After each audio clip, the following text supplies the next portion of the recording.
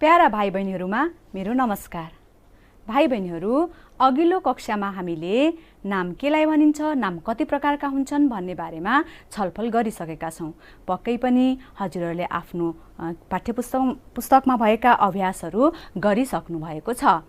आज म हजुरहरूमाझ नेपाली व्याकरण अन्तर्गत शब्दवर्ग र शब्दवर्ग अन्तर्गत पनि क्रियापद लिएर आएकी छु। क्रियापद केलाई भनिन्छ भन्ने विषयमा हामी छलफल गर्नेछौँ। भाइ बहिनीहरू, हजुरहरू तयारी अवस्थामा बस्नुहोस् है। क्रियापद केलाई भनिन्छ भन्दा नाम तथा सर्वनामले गरेको काम बुझाउने शब्दलाई क्रियापद भनिन्छ। सुन्नुहोस् है ध्यान दिएर, नाम तथा सर्वनामले गरेको काम बुझाउने शब्दलाई क्रियापद भनिन्छ। अब हामी क्रियापदको कामका बारेमा जान्नेछौँ। क्रियापदले गर्ने काम हेर्नुहोस् है। क्रियापदले वाक्य पूरा गर्छ। जस्तै सीता पुस्तक पढ्छे। क्रियापदले के काम गर्दो रहेछ? क्रियापदले वाक्य पूरा गर्ने काम गर्दो रहेछ। अर्को नम्बरमा क्रियापदले लिङ्ग बुझाउँछ। हेर्नुहोस् है, जस्तै केटो लेख्छ, केटी लेख्छे। यहाँ हेर्नुहोस्, सबैभन्दा ध्यान दिएर, केटो भनेको पुलिङ्ग अनि क्रियापद पनि के छ? पुलिङ्गकै छ। केटो लेख्छ अनि केटी भनेको स्त्रीलिङ्ग, क्रियापद पनि स्त्रीलिङ्गकै छ। त्यस्तै गरेर क्रियापदले वचन बुझाउँछ। क्रियापदले पनि एकवचन बहुवचन पनि बुझाउँदो रहेछ। जस्तै हेर्नुहोस्, भाइ खेल्छ, एउटा मात्रै भाइ खेल्छ, क्रियापद।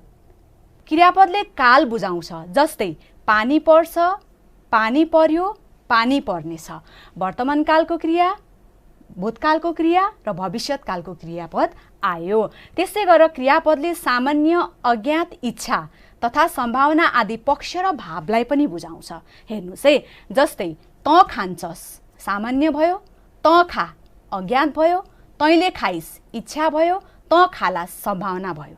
यसरी भाव र पक्षलाई पनि के गर्ने रहेछ? क्रियापदले बुझाउने रहेछ। क्रियापदले करण र अकरणलाई पनि बुझाउँछ।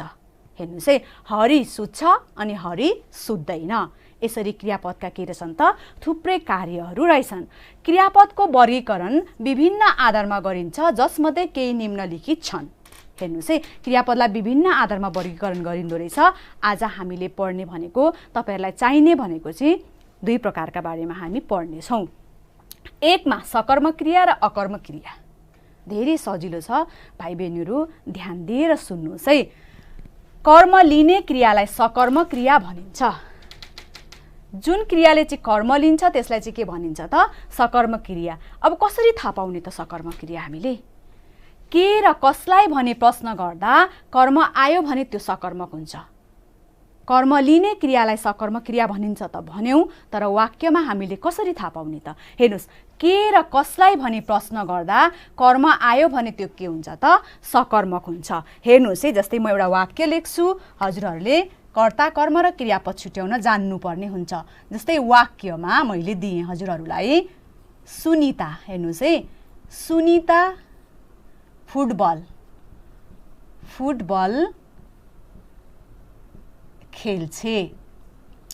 अब सुनिता फुटबल खेल्छेमा यहाँ हजुरहरूले कर्ता पनि छुटाउनु पर्यो, कर्म पनि छुटाउनु पर्यो अनि क्रियापद पनि के गर्नु पर्यो त? छुटाउनु पर्यो। अब हेर्नुहोस् है, यहाँनिर कर्ता, कर्म, क्रियापद सबै छ यो वाक्यमा। यो सुनिता फुटबल खेल्छेमा सबै छ। अब हामी छुटाउँ त लु।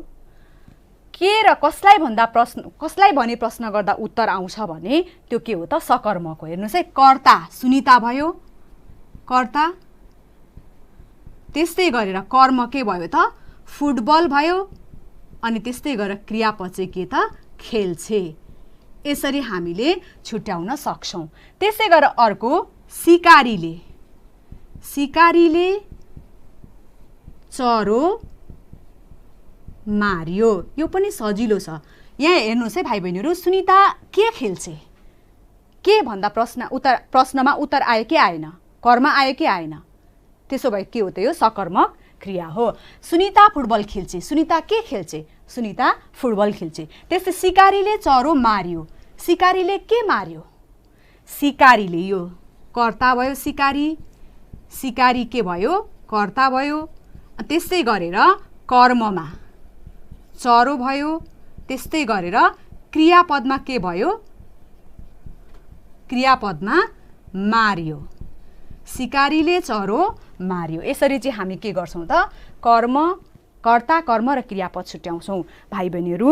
र सकर्मक भनेको चाहिँ कर्म लिने क्रियापदलाई सकर्मक भनिन्छ। के र कसलाई भनी प्रश्न गर्दा कर्म आयो भने चाहिँ त्यो के हो त? सकर्मक क्रियापद हो। हामीले जान्नै पर्छ। अब भाइ बहिनीहरू अर्को नम्बरमा अकर्मक।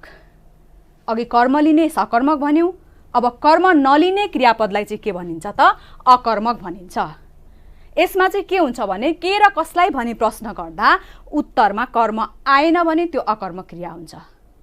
के र कसलाई भनी प्रश्न गर्दा उत्तरमा आएन भने त्यो चाहिँ के हुन्छ त? अकर्मक हुन्छ। हेर्नुहोस् है, अब यसको पनि उदाहरण हेरौँ हामी। म यहाँ वाक्य लेखिदिन्छु, हजुरहरूलाई सजिलो हुन्छ। वाक्यमा ऊ सुत्यो। हेर्नुहोस् है भाइ बहिनीहरू, यहाँ कर्ता, कर्म र क्रियापद छुट्याउनुहोस् त। ऊ सुत्यो, के सुत्यो? उत्तर आयो त? पक्कै पनि आएन। कसलाई सुत्यो? उत्तर आउँछ?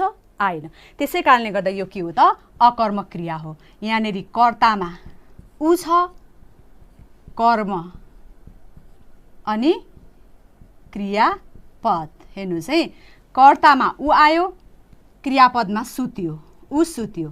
कर्म खोइ त? कर्ममा केही पनि छैन। यसरी चाहिँ हामीले जान्नुपर्छ। सकर्मकमा चाहिँ के र कसलाई भनी प्रश्न गर्दा उत्तर आउँछ भने त्यो सकर्मक भयो, र के र कसलाई भनी प्रश्न गर्दा उत्तर आउँदैन भने त्यो चाहिँ के भयो त? अकर्मक भयो। त्यसै गरेर हेर्नुहोस् है, सौगात। सौगात हाँस्ने छ। हेर्नुहोस् है, हजुरहरू फेरि छुट्याउनुहोस्। कर्ता के होला? कर्म के होला? अनि क्रियापद। क्रियापद के होला यसमा भन्नुहोस् त ल? सौगात हाँस्ने छमा के होला भन्नुहोस् त? सौगात के भयो? कर्ता भयो। सौगात कर्ता भयो। अनि हाँस्ने छ के हो त? वाक्य पुरा गर्ने पद, क्रियापद। हाँस्ने छ के हो? क्रियापद। कर्म छैन। के हाँस्यो? कसलाई हाँस्यो? हुन्छ त? पक्कै पनि हुँदैन। यसरी चाहिँ हामी सकर्मक र अकर्मक क्रियापद के गर्न सक्छौँ? छुट्याउन सक्छौँ भाइ बहिनीहरू। अब हजुरहरूलाई मैले करण र अकरण, हेर्नुहोस् है, क्रियापद दुई प्रकारका हुन्छन्। विभिन्न प्रकारमा चाहिँ वर्गीकरण गर्न सकिन्छ, तर हजुरहरूको लागि चाहिँ मैले दुईवटा प्रकार मात्रै लिएर आएको कारणले गर्दा सकर्मक र अकर्मकको बारेमा हजुरलाई मैले सिकाइसकेँ। अब म करण र अकरणको बारेमा बुझाउन गइरहेकी छु। अब करण केलाई भनिन्छ भन्दा काम हुन्छ भन्ने बुझाउने क्रियापदलाई के भनिन्छ? करण भनिन्छ। कुनै पनि काम हुन्छ भन्ने बुझाउने क्रियापदलाई चाहिँ करण भनिन्छ। जस्तै पढ्छ, लेख्यो, जानेछ, हेरियो, खानुहोला, बस्नुभयो, रुन्छ, बस्दैछ, यिनीहरू चाहिँ के हुन् त? करण क्रियापद हुन्। त्यस्तै गरेर अकरण, काम हुँदैन भन्ने बुझाउने क्रियापदलाई चाहिँ अकरण भनिन्छ। कुनै पनि काम हुँदैन भनेर बुझाउँछ भने चाहिँ त्यसलाई के भनिन्छ? अकरण क्रियापद भनिन्छ। अब हेर्नुहोस् है, पढ्दैन, लेखेन, जाने छैन, नखानु होला, बस्नु भएन, रुँदैन, बस्दै छैन आदि चाहिँ के हुन् त? अकरण हुन्। अब करणबाट अकरण कसरी बनाइन्छ त? हामीले त्यो पनि बुझ्न जरुरी छ। करण क्रियापदलाई अकरण कसरी बनाउने? हेर्नुहोस् है, करणबाट अकरण बनाउँदा तीन किसिमले बनाउन सकिन्छ। पछाडि नजोडेर, खान्छको खाँदैन। हेर्नुहोस् है, पछाडि नजोडेर भने मैले खान्छ, मैले यहाँ खान्छ लेखेँ, के हुन्छ? खाँदैन। कहाँ आयो न? हेर्नुहोस् त, शब्दको कहाँ आयो न? पछाडिपट्टि आयो। एउटा पछाडि नजोडेर करणबाट अकरण बनाउन सक्ने रहेछौँ। त्यसै अगाडि नजोडेर पनि करणबाट अकरण बनाउन सकिन्छ। जस्तै हेर्नुहोस्, जाला, जालाको नजाला, अब यो कहाँ आयो न? अगाडि आयो। यसरी पनि करणलाई अकरण बनाउन सकिने रहेछ। त्यसै अब बीचमा नजोडेर पनि करणलाई करणबाट अकरण बनाउन सकिन्छ। जस्तै हेर्नुहोस्, भनेछ,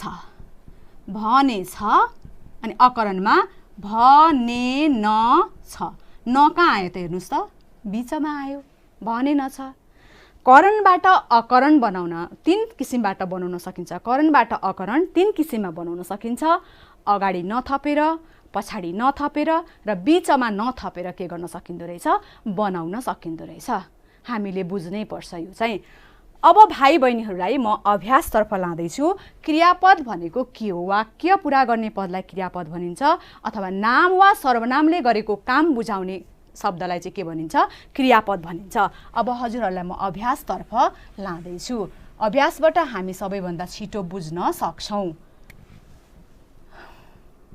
तलका वाक्यहरूबाट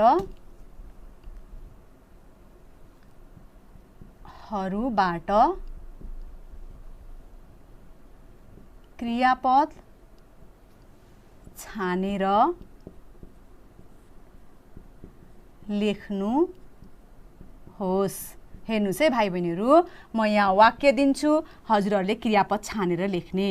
क नम्बरमा उसले धेरै कुरा भन्यो। अब नाम वा सर्वनामले गरेको काम बुझाउने शब्दलाई क्रियापद भनिन्छ भने उसले धेरै कुरा भन्यो, के होला क्रियापद भन्नुहोस् त? क्रियापदले वाक्य पुरा गर्छ। हामीले कति कुराबाट जानिसक्यौँ क्रियापदले गर्ने काम। क्रियापदले वाक्य पुरा गर्छ, क्रियापदले लिङ्ग बुझाउँछ, क्रियापदले वचन बुझाउँछ, क्रियापदले पुरुष बुझाउँछ, क्रियापदले काल बुझाउँछ, क्रियापदले सामान्य, अज्ञात, इच्छा तथा समानार्थ आदि पक्ष र भावलाई पनि बुझाउँदो रहेछ। अनि क्रियापदले करण अकरणलाई पनि बुझाउँछ। कति धेरै काम गर्दो रहेछ। त्यसो भएदेखि हजुरहरूलाई पक्कै पनि उसले धेरै कुरा भन्योमा क्रियापद कुन होला? लु छान्नुहोस् त हजुरहरू।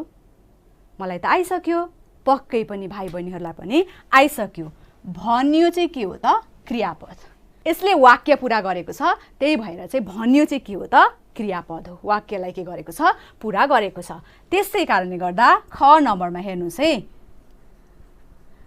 जनकपुरमा, हजुरहरूलाई आइहाल्छ, क्रियापद सजिलो छ, माछा पाइन्छ। जनकपुरमा माछा पाइन्छ कुन होला क्रियापद भन्नुहोस् त? धेरै सजिलो छ, पक्कै पनि भाइ बहिनीहरूले जानिसक्नुभयो।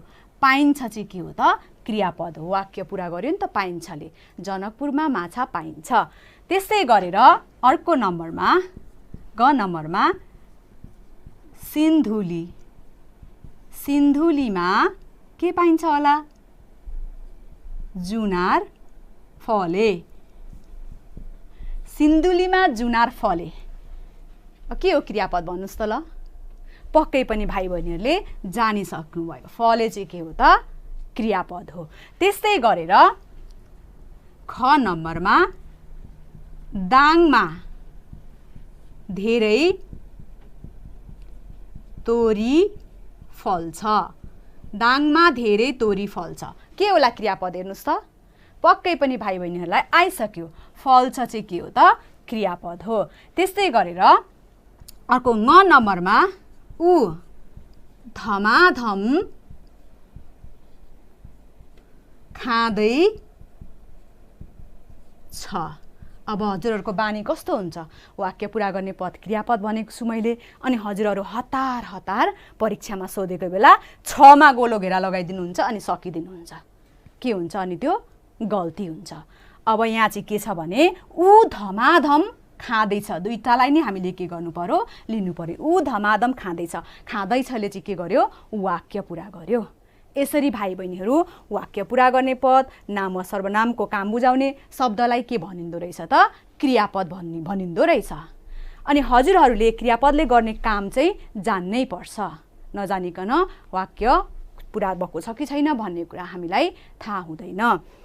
अब म हजुरहरूलाई अर्को अभ्यासतर्फ लाँदैछु। भाइ बहिनीहरू हजुरहरूले पनि पक्कै पनि कापीमा टिपिसक्नुभयो, गोलो घेरा पनि म सँगसँगै लाइसक्नुभयो। अब म हजुरहरूलाई अर्को अभ्यासतर्फ लाँदैछु। तल दिएका शब्द हेर्नु, सकर्मक र अकर्मक छुट्याउनुहोस् मात्रै लेख्छु है म। सकर्मक र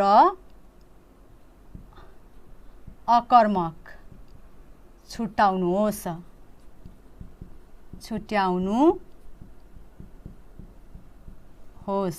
सकर्म, यहाँ शब्दहरू दिन्छु, हजुरहरूले सकर्मक र अकर्मक छुट्याएर लेख्नु होला। शब्दहरूमा पढ्ला, पढ्ला, जान्छ, त्यस्तै गरेर रोयो, त्यस्तै गरेर खाँदै थियो, त्यस्तै भन्लान्, त्यस्तै सुन्छ, खोक्छ अनि हाँस्छ। अब भाइ बहिनीहरू हजुरहरूलाई मैले वाक्य दिएँ, पढ्ला, जान्छ, रोयो, खाँदै थियो, भन्लान्, सुन्छ, खोक्छ, हाँस्छ। अब यी शब्दहरूमा चाहिँ हजुरहरूले सकर्मक एउटा बाकसमा र अकर्मक एउटा बाकसमा छुट्याउनुहोस् त। ल म सँगसँगै गर्नुहोस् है हजुरहरू पनि। सकर्मक एउटा बाकसमा अनि अकर्मक अर्को बाकसमा।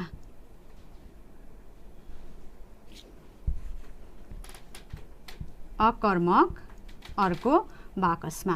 ल भाइ बहिनीहरू अघि मैले के भनेको छु, के र कसलाई भनी प्रश्न गर्दा उत्तरमा कर्म आयो भने त्यो सकर्मक, के र कसलाई भनी प्रश्न गर्दा उत्तरमा कर्म आएन भने त्यो के हो त अकर्मक। अब पढ्ला, के पढ्ला, पुस्तक पढ्ला, कसलाई पढ्ला, कथालाई पढ्ला, यो के हो त त्यसो भए सकर्मक। यसरी हजुरहरूले छुटाउँदै लेख्नुपर्ने हुन्छ। त्यस्तै जान्छ, के जान्छ, कसलाई जान्छ, उत्तर आउँछ, पक्कै पनि आउँदैन, जान्छ के हो त अकर्मक हो। त्यस्तै गरेर भाइ बहिनीहरू रोयो, के रोयो, को रोयो भनेको भए भाइ रोयो हुन सक्थ्यो, के रोयो प्रश्नमा आएन उत्तर, रोयो के हो त, रोयो, हेर्नुहोस् है भाइ बहिनीहरू, रोयो, के रोयो, कसलाई रोयो, उत्तर आउँछ, पक्कै पनि आउँदैन, यो के हो त अकर्मक हो। अब खाँदै थियो, के खाँदै थियो, स्याउ खाँदै थियो, खाना खाँदै थियो, यो चाहिँ के भयो त सकर्मक भयो, खाँदै थियो, यो सकर्मक भयो। त्यस्तै गरेर भाइ बहिनीहरू भन्लान्, के भन्लान्, कथा भन्लान्, यो पनि के भयो त सकर्मक नै भयो। आफ्नो पाठ्यपुस्तकमा भएका अभ्यासहरू पनि छुटाउन सक्नुहुन्छ, आफै क्वेसन गर्दै आफै उत्तर खोज्दै अनि छुटाउनलाई सक्नुहुन्छ भन्लान्। त्यस्तै सुन्छ, के सुन्छ, कथा सुन्छ, कविता सुन्छ, सुन्छ पनि के हो त सकर्मक नै हो। त्यस्तै गरेर भाइ बहिनीहरू खोक्छ, के खोक्छ, पक्कै पनि आएन उत्तर त, अनि यो के हो त अकर्मक हो, खोक्छ चाहिँ के हो त अकर्मक हो। त्यस्तै हाँस्छ, के हाँस्छ, को हाँस्छ भनेको भाइ हाँस्छ हुन्थ्यो, के हाँस्छ उत्तर आउँदैन, त्यसै कारणले गर्दा यो के हो त अकर्मक हो। यसरी चाहिँ भाइ बहिनीहरू के र कसलाई भनेर प्रश्न गरी गरी हामी के गर्न सक्ने रहेछौँ त सकर्मक र अकर्मक क्रियापद छुट्याउन सक्ने रहेछौँ। भाइ बहिनीहरू पनि हजुरहरूको पाठ्यपुस्तकमा भएका अभ्यास गर्नुहोस् है। अब म हजुरहरूलाई अर्को अभ्यासतर्फ लाँदैछु। अर्को अभ्यासमा हामी करण र अकरण छुट्याएर लेख्नुहोस्। यो त धेरै सजिलो छ, हजुरहरूले पहिला पनि गरिसक्नु भएको छ। करण र अकरण छुट्याउनुहोस्,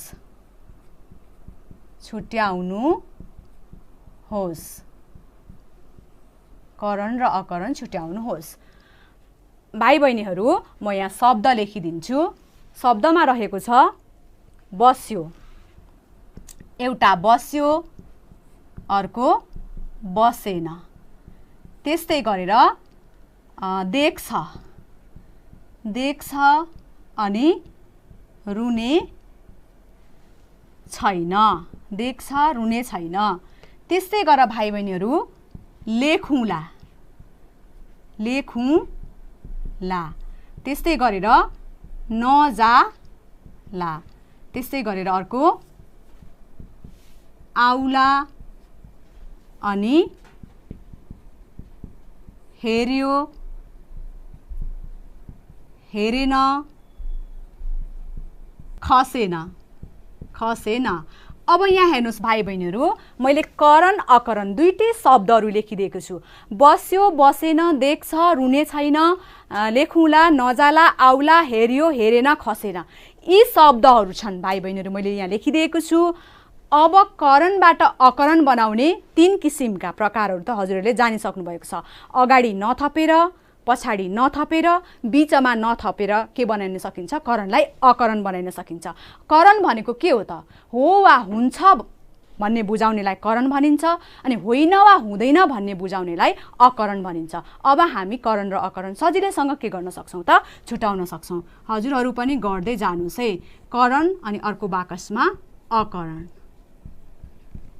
अब ल हेर्नुहोस्, छुटाउनुहोस् त। यो त पक्कै पनि हजुरहरूलाई आइसक्यो, अघि मैले भन्दा अगाडि गरिसक्नु भयो होला हजुरहरूले।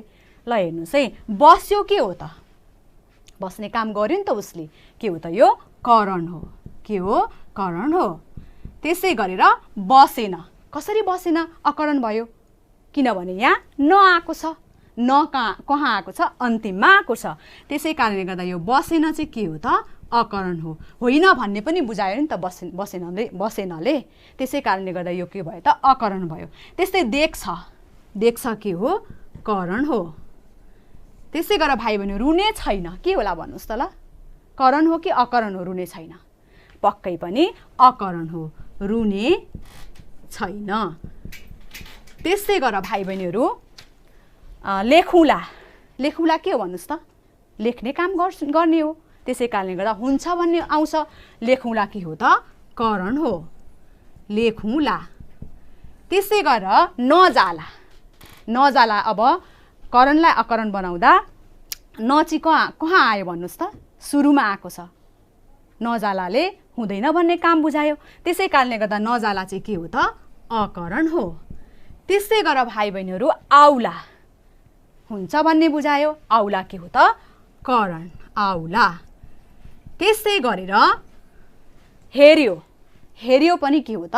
करण हो। हो वा हुन्छ भन्ने बुझाउनेलाई करण भनिन्छ, होइन वा हुँदैन भन्ने बुझाउनेलाई अकरण भनिन्छ। अब हेरेन, हेरेन के हो त? अकरण हो।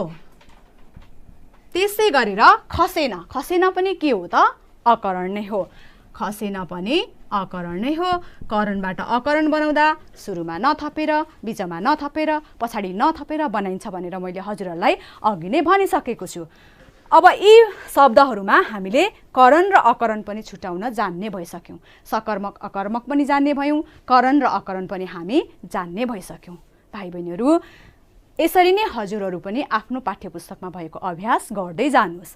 सबैभन्दा पहिला मैले क्रियापद केलाई भनिन्छ भन्दा नाम वा सर्वनामले गरेको काम बुझाउने शब्दलाई के भनिन्दो रहेछ? क्रियापद भनिन्दो रहेछ।